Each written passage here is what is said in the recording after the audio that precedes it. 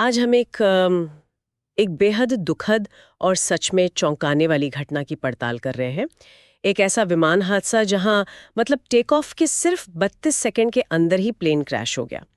ये हुआ 12 जून 2025 को अहमदाबाद में सरदार वल्लभ भाई पटेल इंटरनेशनल एयरपोर्ट पर। एयर इंडिया की फ्लाइट थी AI-171 Boeing 7878 dream liner, London Gatwick जा रही थी और इसमें 242 लोग सवार थे, जिनमें से सिर्फ आप सोचिए सिर्फ एक ही बच पाया। और इससे भी दुखद बात यह है कि जमीन पर भी नुकसान हुआ। 19 लोगों की मौत हुई, 67 घायल हुए, तो कुल मिलाकर 260 जानें गईं इस हादसे में।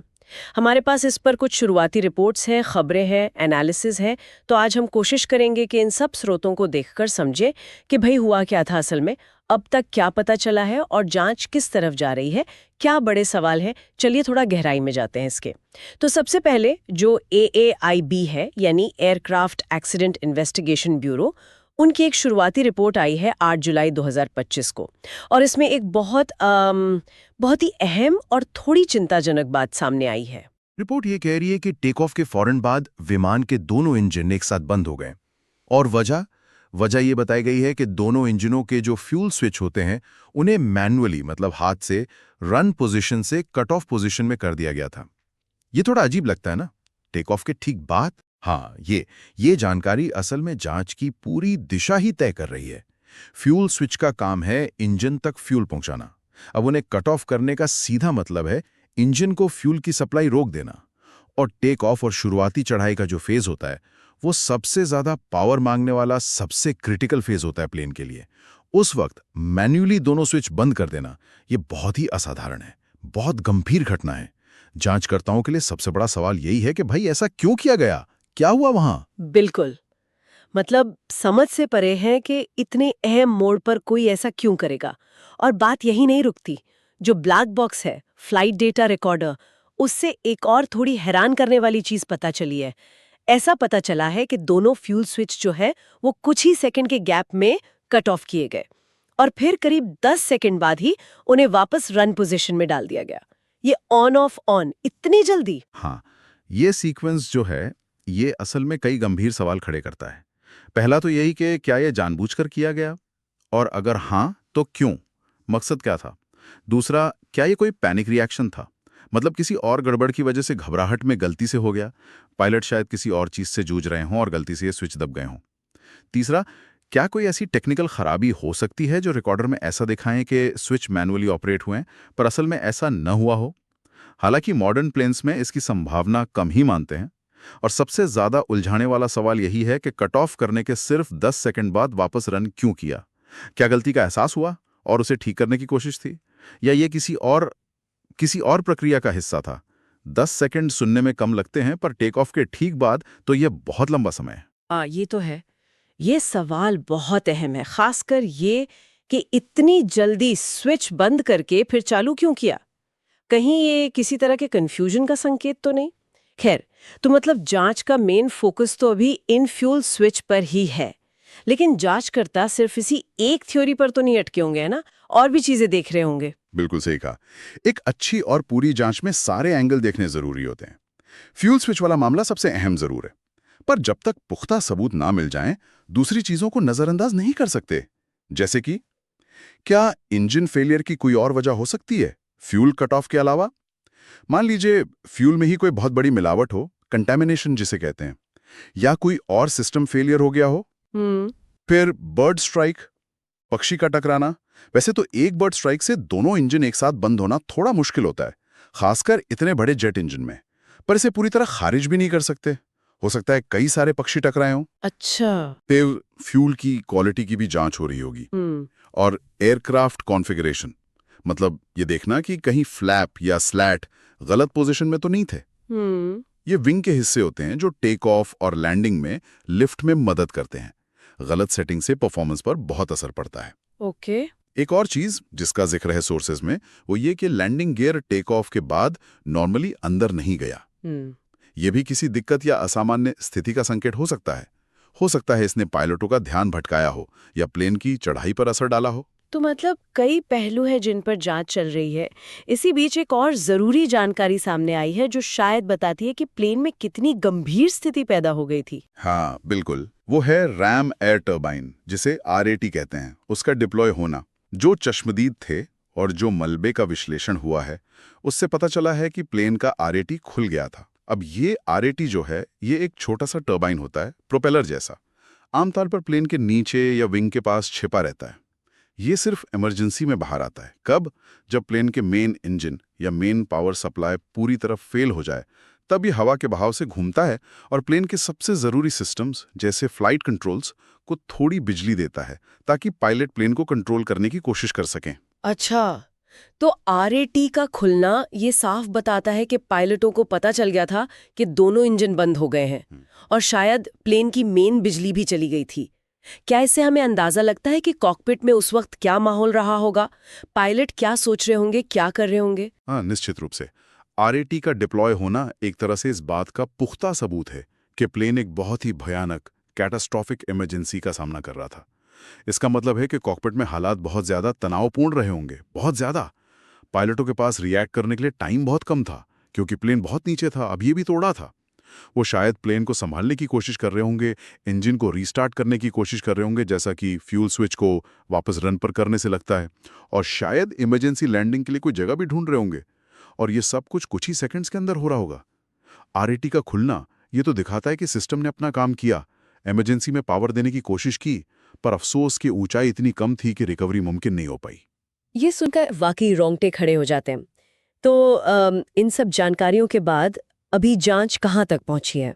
मतलब क्या हम किसी नतीजे के करीब हैं? देखिए, अभी किसी नतीजे पर पहुंचना थोड़ी जल्दबाजी होगी। फ्यूल स्विच वाला एंगल कि वो मैनुअली ऑपरेट हुए, ये जांच की सबसे मजबूत कड़ी है, पर इसे साबित करने के लिए और सबूत चाहिए। जांचकर्ता यकीनन कॉकपिट वॉइस रिकॉर्डर CVR को बहुत बारीकी से सुन रहे होंगे कि पायलटों के बीच क्या बात हुई। कोई अलार्म बजा, कोई चेतावनी आई। फ्लाइट डेटा रिकॉर्डर FDR के हर छोटे बड़े पैरामीटर का मिलान कर रहे होंगे। प्लेन का मलबा, खासकर इंजन और फ्यूल सिस्टम के हिस्से, उनकी फोरेंसिक जांच चल रही होगी। और साथ ही पायलटों की ट्रेनिंग, उनका तजुर्बा, उनकी सेहत और उस उड़ान से पहले उन्होंने आराम किया था या नहीं, इन सब चीज़ों की भी जांच होगी। फाइनल रिपोर्ट आने में अक्सर 1 साल या उससे ज़्यादा भी लग जाता है। ये बहुत कॉम्प्लेक्स प्रोसेस है। सबसे बड़ा सवाल अभी भी वही है, उन चंद सेकंड्स में कॉकपिट के अंदर असल में हुआ क्या था। जाहिर है इतनी बड़ी दुर्घटना के बाद जो रेगुलेटरी बॉडीज हैं उन पे भी दबाव आता है। तो क्या इस मामले में सरकार या DGCA की तरफ से कोई फौरी कदम उठाए गए हैं? हाँ बिल्कुल, फौरन प्रतिक्रिया हुई थी। भारत का जो सिविल एविएशन रेगुलेटर है DGCA, उसने बहुत तेजी दिखाते हुए जितनी भी भारतीय एयरलाइंस हैं उनके सभी बोइंग विमानों, खासकर 787 ड्रीमलाइनर के कॉकपिट में फ्यूल स्विच सिस्टम की डिटेल्ड जांच का आदेश दिया था।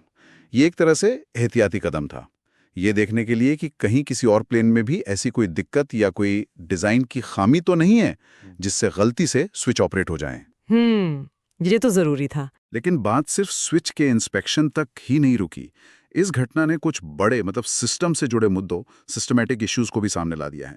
एक सरकारी पार्लियामेंट्री कमेटी है, उसने अपनी रिपोर्ट में DGCA और ATC यानी एयर ट्रैफिक कंट्रोलर्स दोनों जगह स्टाफ की भारी कमी और उनके ऊपर काम के बोझ, थकान, इन सब मुद्दों पर बहुत गंभीर चिंता जताई है।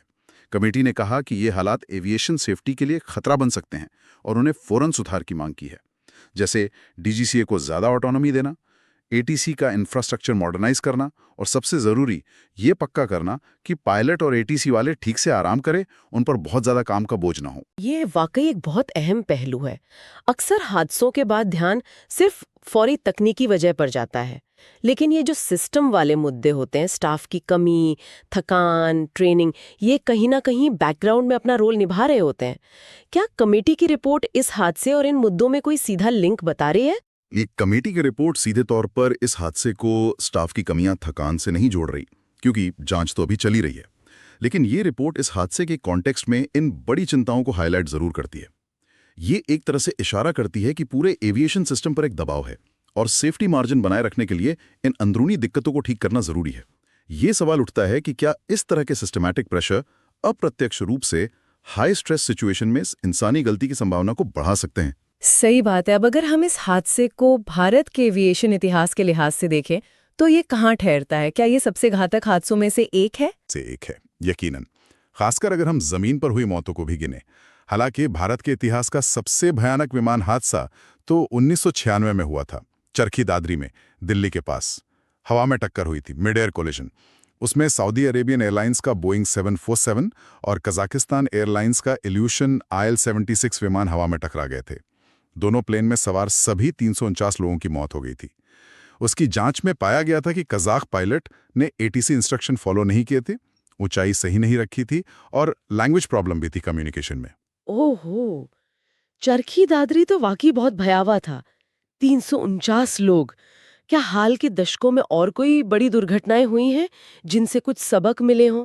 हाँ, कुछ और भी हैं जो महत्वपूर्ण रही हैं। 1990 में इंडियन एयरलाइंस की फ्लाइट 605 बैंगलोर में लैंडिंग के वक्त क्रैश हुई थी। उसमें 92 जानें गई थीं।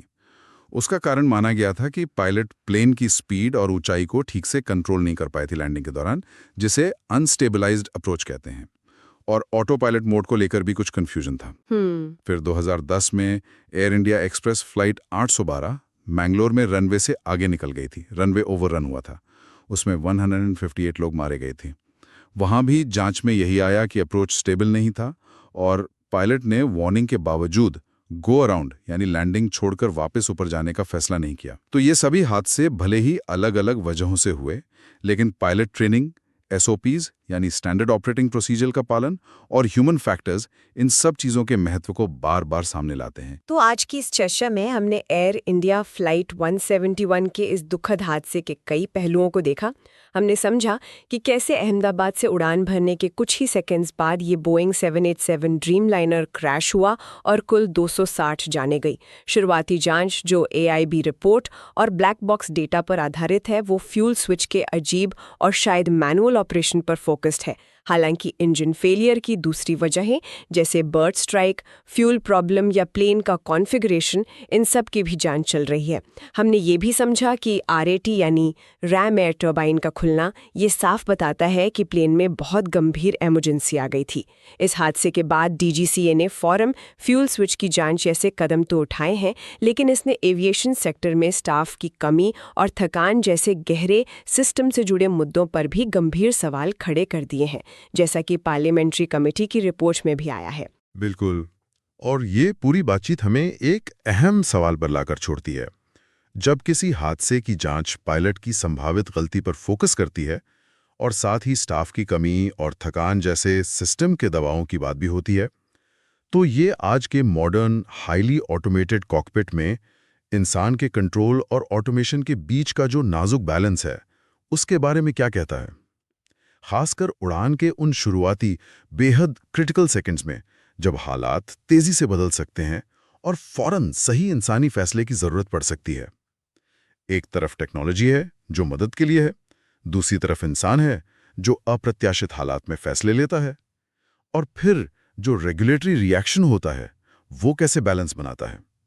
मतलब फौरी तौर पर दिखने वाले एक्शन जैसे स्विच की जांच और वो गहरी सिस्टम की दिक्कतें जैसे स्टाफिंग, थकान, ट्रेनिंग कल्चर, जिनका हल ज्यादा मुश्किल और वक्त लेने वाला होता है। क्या हम सिर्फ टेक्निकल समाधानों पर ज्यादा ध्यान दे रहे हैं या इंसानी पहलू और उसको प्रभावित करने वाले जो सिस्टम के फैक्टर्स हैं, उनको भी उतनी अहमियत दे रहे हैं? ये सोचने वाली बात है। बिल्कुल। इसी विचार के साथ आज की ये पड़ताल यहीं समाप्त करते हैं।